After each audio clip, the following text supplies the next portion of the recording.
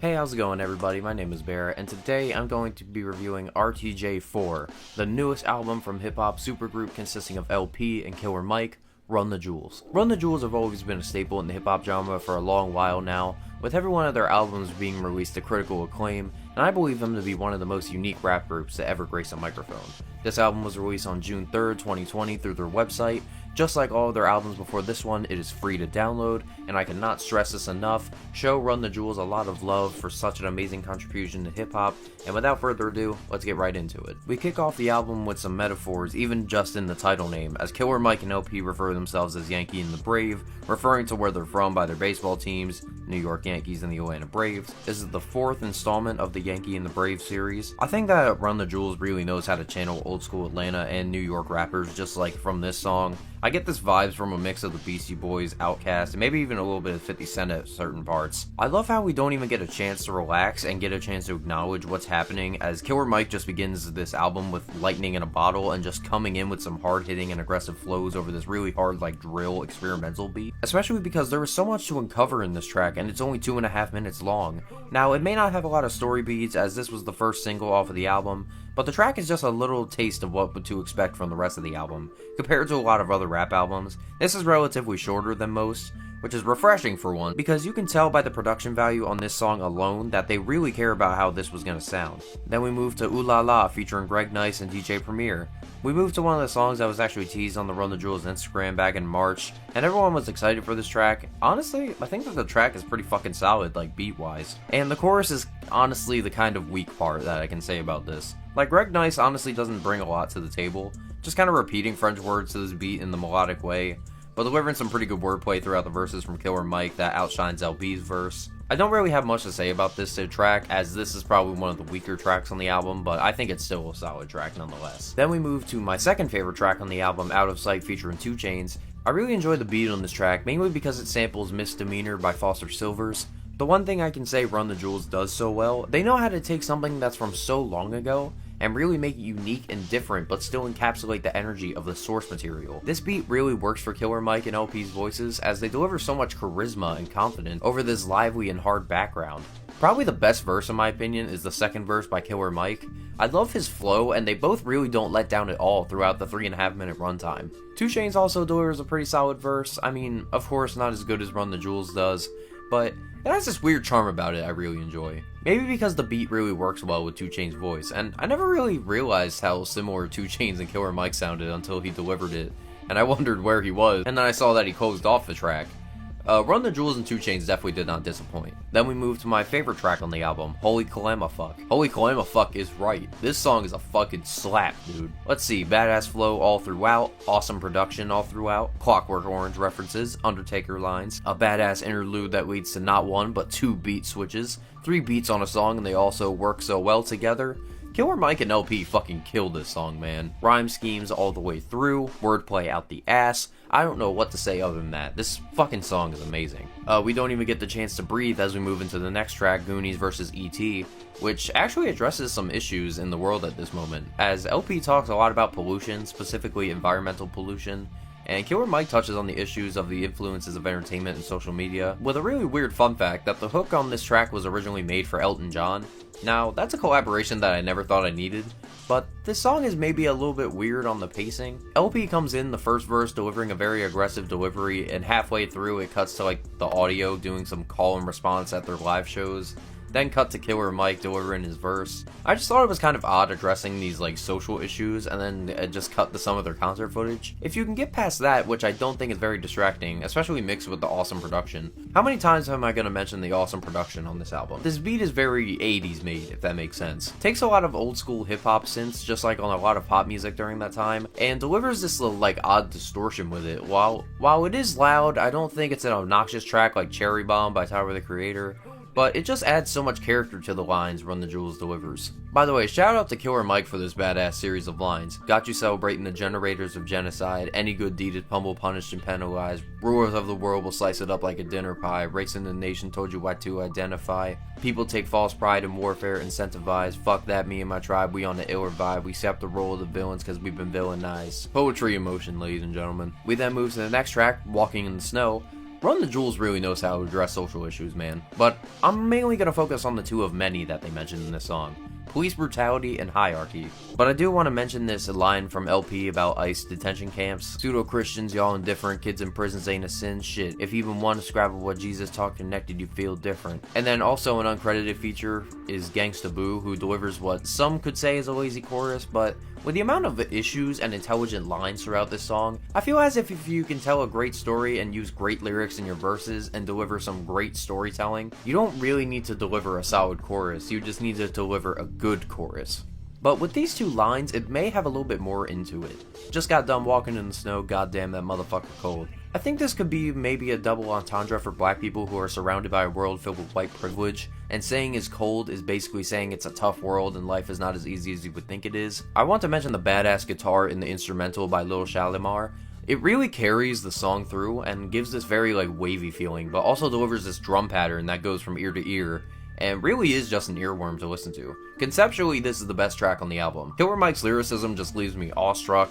I'm gonna read these 6 lines and tell me it doesn't give you chills. And by the way, before I do, listen to the song before you watch this so you know how these lines are delivered as well. They promise education but really give you testing scores, and they predict in prison population by scoring the lowest.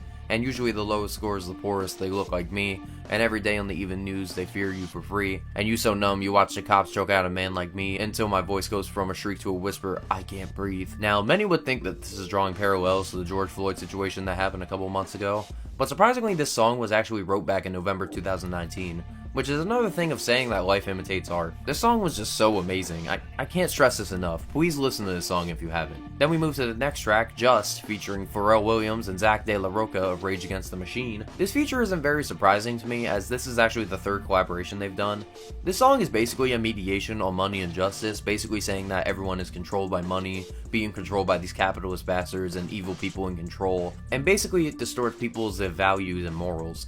Pharrell compares these people to slave masters, basically saying how is the currency of the USA still printing slave masters, and basically saying how come we still use the prison industrial complex, which is basically slave labor. They also address more police brutality by saying how murderous chokeholds give people in positions of power, and also giving reference to the Eric Garner case. I think it's very fitting to have Zach De La Rocha on one of the most bouncy punk rap songs I've ever heard. Rage Against the Machine was all for political protests, and that's exactly what Run the Jewels and Pharrell Williams are addressing here. Also, peep this line from Killer Mike, and your country getting ran by a casino owner. Pedophiles sponsor all these fucking racist bastards, and I told you once before you should kill your master. Now that's the line that's probably gonna get my ass assassinated. Well, need I say more? I would keep mentioning the production, but what else can be said? It's glorious. Plus, Zach De La Rocha also delivers some pretty solid rhymes in his verse, and also, he does not hold back. Amazing track from an amazing quartet. We then move to the little bit more emotional track, and Never Look Back, as Run the Jewels reflects on their vices and habits that they've inherited from their parents in their youth, and basically the song tells them to never look back on their past and be grateful for what they have now.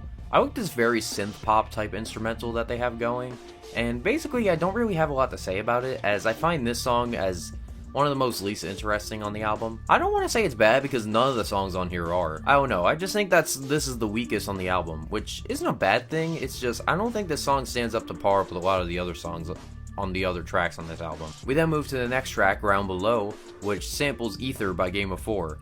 This song is a very inspirational track, kind of like a pep talk in the form of a song, as LP talks about wanting to be respected in the rap game, and Killer Mike trying to cheat death and live as successful as other rappers in the genre. The beat is probably the best part of the song as well. It kind of gave me a Royce da 5'9" feel during the chorus, and this song is probably the most basic song, if that makes sense. Like, production-wise, I feel like this song follows a pretty basic structure, and it's not necessarily a bad thing. It's just compared to the other tracks like Holy Calamafck or Walking in the Snow, it's a very simple song, but lyrically it's a lot better than Never Look Back. The next song is Another Fight Against Capitalism, Pulling the Pin, featuring R&B legend Mavis Staples and Josh Homme of Queens of the Stone Age. That's a combo I never thought I would see. This song basically says how we all have the power to change what needs to be done in America.